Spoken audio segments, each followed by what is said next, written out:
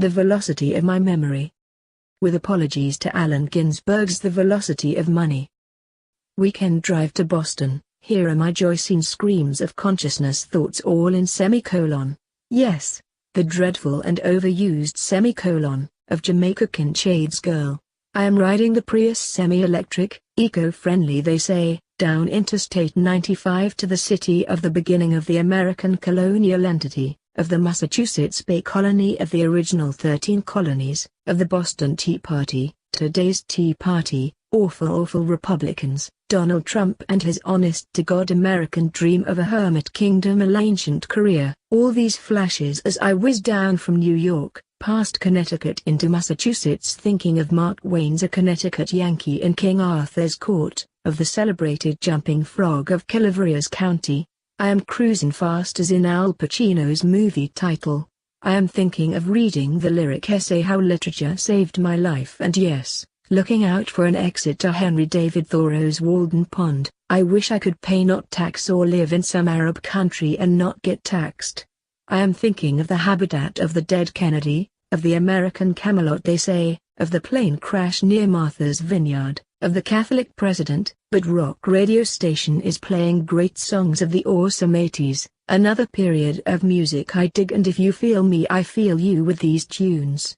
American prog rock Night Ranger's Sister Christian playing, and checking on Waze the app occasionally to see if state troopers hide behind some trees near Walden Pond or some bushes where Henry Wadsworth Longfellow slept. I wish I could write while I drive down the freeways, highways, country lanes, thinking of the Kennedy Presidential Library and what I saw there, display of the range of artifacts of the Cuban Missile Crisis, of the communication on the invasion of the Bay of Pigs, of Marilyn Monroe as the press's girlfriend they say, all Bostonian stories, of Harvard, MIT, Boston U, and of course the Red Sox, and never insult the Soxes while in Boston kind of thing.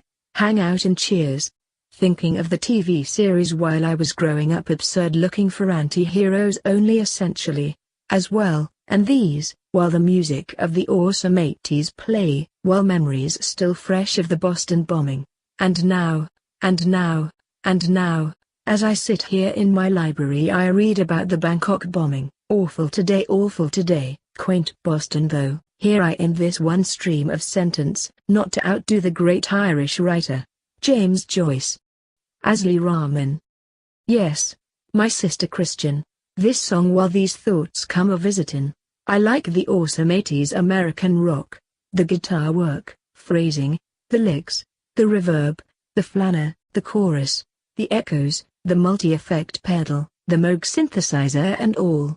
The 80s look of pop rock Americans, and oh yes, the band Boston too I shall talk about later. And here I am next thinking about an essay I once wrote about Boston bombing revisited, and it is in a street in Malaysia. Barcelona bombing. Baghdad bombing. Benghazi bombing. Bali bombing. Boston bombing. Bukit Bintang bombing. Orlando shooting. Here is the bane of an open society and one that is moving down the ladder of a failing state, in which the road to lawlessness is already paved. No, I am not a pessimist and a worst-case scenario analyst.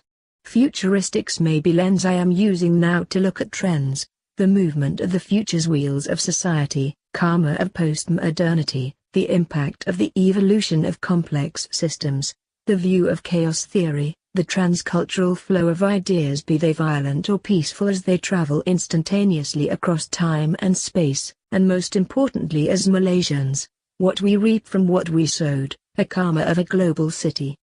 May we live in interesting times, Chairman Mao once said.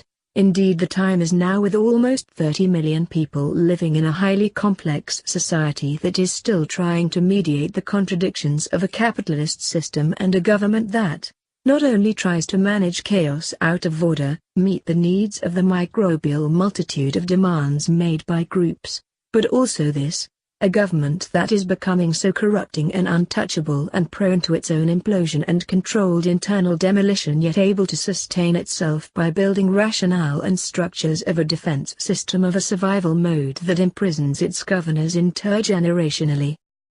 And we now have a classic problem of a hypermodern society, an open society threatened by its enemies, as Karl Popper would say.